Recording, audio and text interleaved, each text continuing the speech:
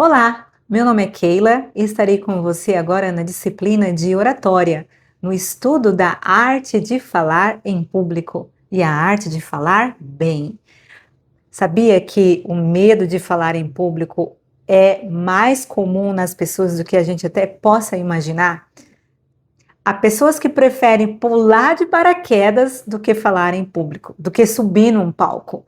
Não sei se você tem tanto medo de falar em público assim, ou se você é dotado da dom especial de não ter medo nenhum. Então você é abençoadíssimo. Mas saiba que falar em público pode ser algo que causa tensão até mesmo nos oradores mais experientes. Sim, claro, com certeza. Toda vez que nós nos colocamos diante de um público novo, nós temos a tendência de ficar um pouco nervosos. Mas, para quem fica muito nervoso, eu quero te encorajar e te consolar. Existe uma forma de você trabalhar, de treinar, até que o seu nervosismo não te impeça de entregar a sua mensagem com sucesso. E é isso que nós vamos ver neste estudo de falar em público e falar bem. Talvez você já me conheça de outros momentos, falando em alguma igreja, em uma palestra, pregação, ou até mesmo aqui nas videoaulas, nas plataformas do curso do IBETEL.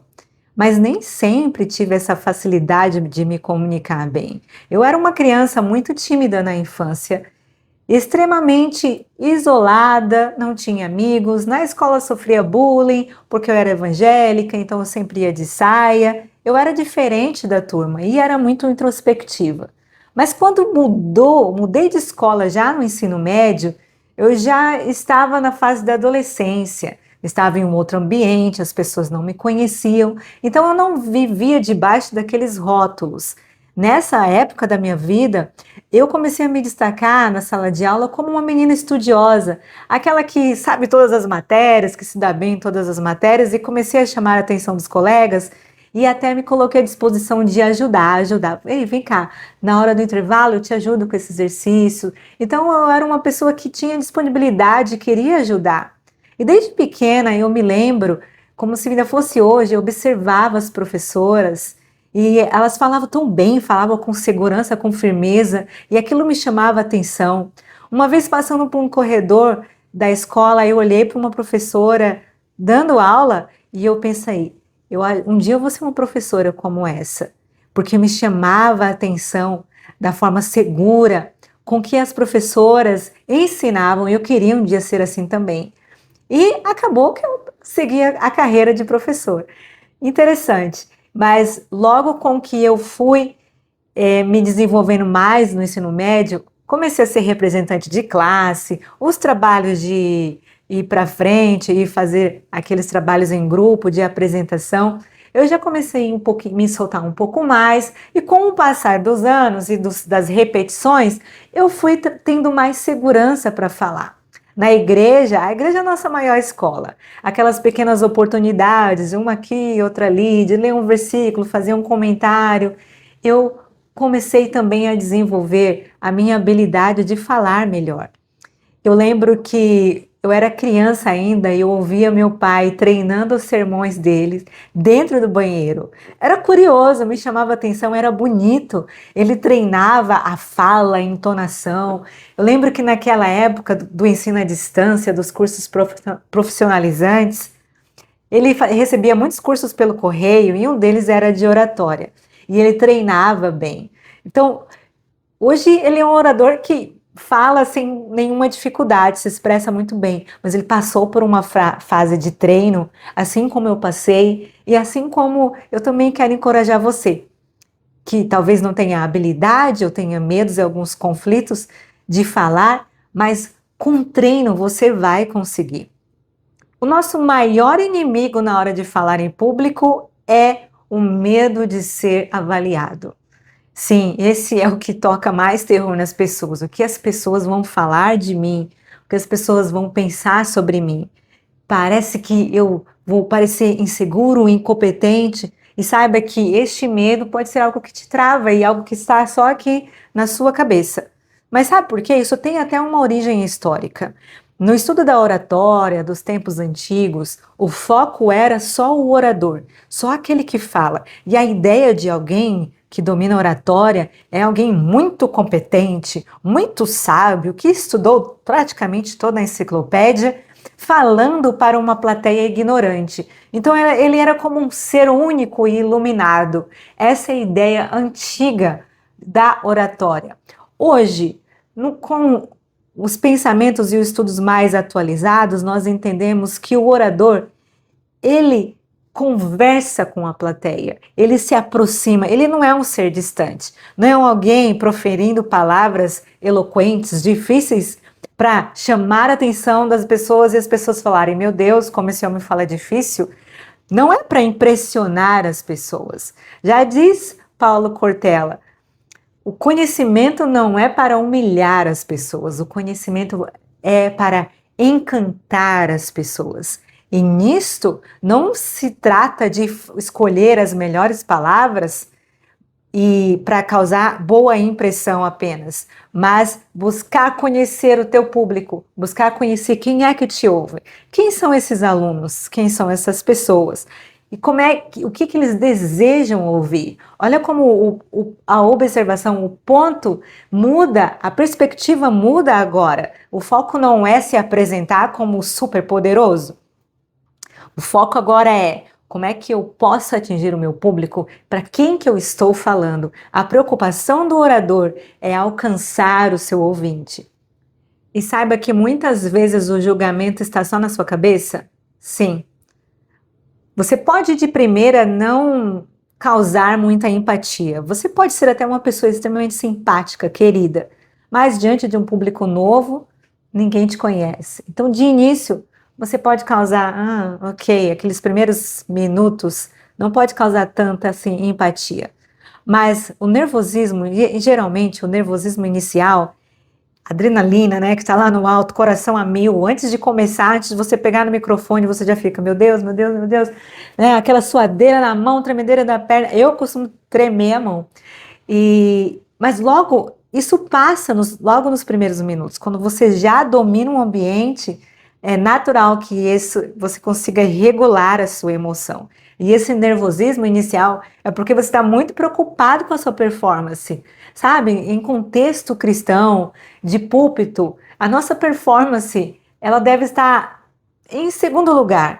Em primeiro lugar, nós entendemos, como Paulo falou, que ele não pregou por causa da sua capacidade humana, mas ele pregou debaixo da autoridade do Espírito Santo. E a dependência do Espírito Santo te faz também regular a sua emoção. E apesar de você ter estudado, preparado, treinado, você vai assumir um púlpito com a sensação e com a certeza de que é Ele quem vai controlar você, iluminar você, inspirar você. E respira, sabe? O exercício de contar até 10, de respirar fundo, de relaxar.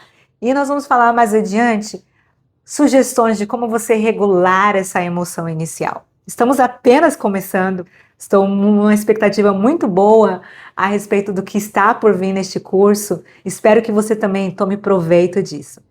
Então, falando agora de ansiedade inicial, é algo super normal. Teu pastor, teu líder te dá a responsabilidade de trazer uma palavra no próximo encontro, no próximo ensaio, e você já, ai meu Deus, eu não sei falar, de onde ele tirou essa ideia? Mas isso é normal com todos nós. Eu que já tenho o hábito de falar muito tempo em público, grande, público pequeno, muitas vezes me vejo também nervosa, mas isso acontece com todas as pessoas, porque a nossa preocupação é dar o melhor. Mas, como eu falei, se você sente ansiedade, isso não significa que você não nasceu para isso. Significa que você agora precisa compreender esses sentimentos, esse turbilhão de emoções e trabalhar no gerenciamento das suas emoções, a fim de que isso não se torne um obstáculo. Então nós temos que fazer o quê? Reenquadrar essa ansiedade, pensar mentalmente desta maneira, eu não estou nervoso, estou apenas empolgado. Sabe, você faz um pequeno prega uma pequena peça no teu cérebro, você engana o seu cérebro, você fala, não estou nervoso, eu estou empolgado, eu estou muito empolgado, isso aqui vai dar muito certo. Você se visualiza dando certo, você já se imagina falando bem, falando com alegria, falando com leveza, com tranquilidade, como se estivesse numa conversa. Você se imagina que tudo vai dar certo e a ansiedade tende a diminuir. Então, há dois pontos que você precisa considerar agora em relação à diminuição da ansiedade de falar em público. O primeiro ponto é a preparação. Você precisa se preparar.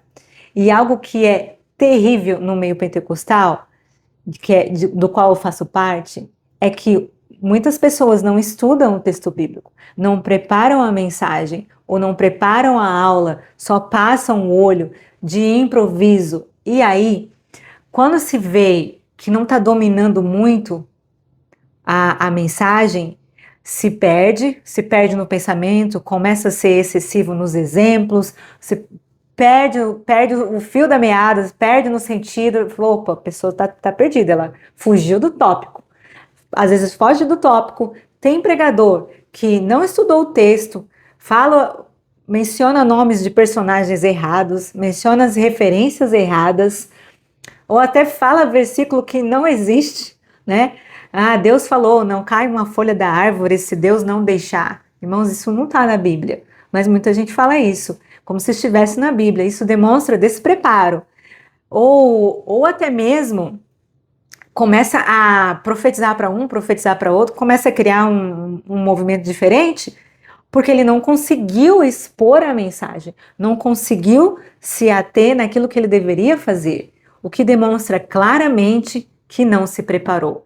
E algo assim extremamente comum e falho é começar a mensagem pedindo desculpa porque não se preparou. Começar a mensagem pedindo desculpas, dizendo que foi chamado de surpresa, e então não teve tempo de se preparar. Para o ouvinte que está lá na igreja ansioso por receber uma palavra que edifique a sua vida, ou para os alunos que chegam na expectativa de ter uma super aula, ele já, a expectativa vai lá embaixo. Ah, puxa vida, não se preparou? Então isso aqui não vai dar em nada, sabe? Você já começa, você mesmo é culpado por se denunciar e causar nas pessoas uma má impressão sobre a tua aula, sobre a tua mensagem. Então, nunca diga que você não está preparado. Eu não vejo problema nenhum eu demonstrar a minha humanidade, a minha fraqueza em dizer assim, estar aqui é extremamente desafiador, estar aqui não é fácil, mas eu sei que o Espírito Santo em tudo nos conduz. Então você demonstrou a sua fraqueza, a sua dependência de Deus, mas o teu jeito firme de falar não deixou com que o teu público ficasse inseguro ao teu respeito. Porque o nosso papel enquanto oradores é demonstrar segurança e firmeza naquilo que vamos falar. Eu estou há uma semana preparando apenas esta aula.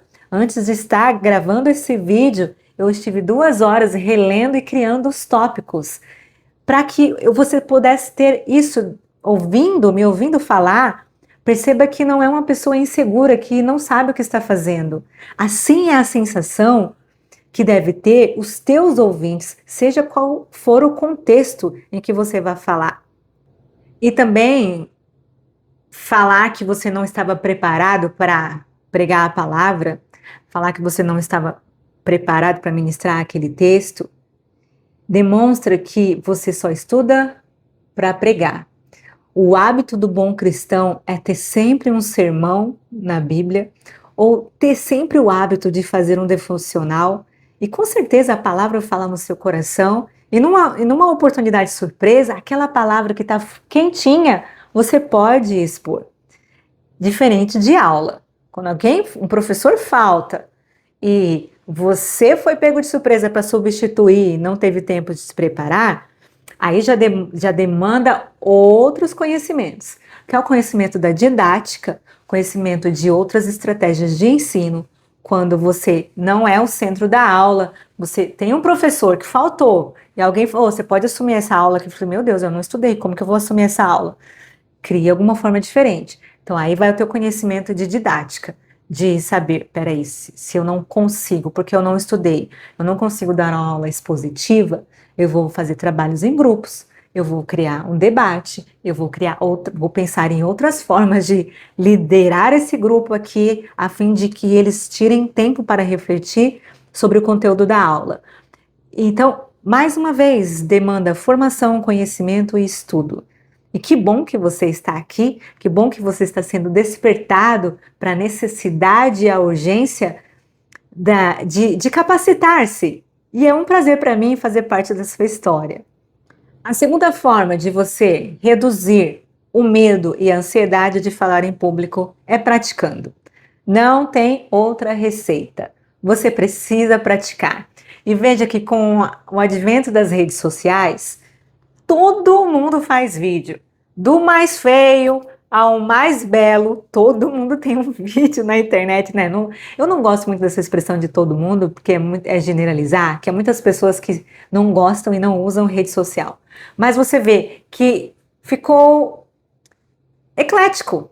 Existem todo tipo de vídeo, desde uma criança até um adulto idoso, as pessoas se colocaram, se expuseram na internet.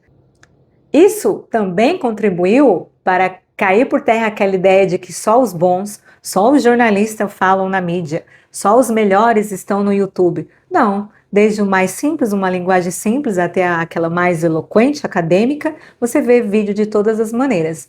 Porque antigamente a ideia de que o orador era um ser perfeito e toda a massa que o ouvia era um ser ignorante. Esse é um pensamento tradicional que ficou lá na escola tradicional e já está ultrapassado. Deixa ele lá atrás. Você pode, você consegue, você é capaz também. Outro ponto importante na questão de falar em público é entender quem é o teu ouvinte. Por que eu preciso entender quem me ouve? Porque este público, ele tem uma formação específica, alfabetizado, não alfabetizado, acadêmicos ou pessoas sem formação acadêmica, pessoas doutores. Eu preciso saber com quem eu vou falar. E aí, com isso, eu regulo a minha linguagem. Há oradores e pessoas da área de direito que costumam falar sempre usando o termo juridiquês, né? Assim que se fala. Sempre usando termos da área do direito que, para mim, pessoa comum, é difícil e não comunica nada para mim. Lembra que o bom orador, ele não está preocupado em impressionar as pessoas, em deixá-las, uau, estarrecidas, que homem de fala difícil. Mas aí, você entendeu? Seu público não entendeu. É por isso que a gente precisa compreender o público e pensar que linguagem que funciona para esse tipo de público. Eu, quando dou aula para as crianças, eu tenho que descer no nível delas. Quando eu estou falando com adultos, eu já uso outras palavras, outras expressões. Adequar o público eu quero me conectar com o meu público. Eu não quero ficar aqui na frente falando sozinha. Eu quero me conectar, eu quero que as pessoas sejam alcançadas, eu quero atingir as expectativas dela. Não é sobre mim, mas é sobre a mensagem alcançar o coração do ouvinte. Então, grandes comunicadores estudam pessoas, não apenas os conteúdos. Grave esta palavra. Grandes comunicadores estudam as pessoas e não apenas os conteúdos.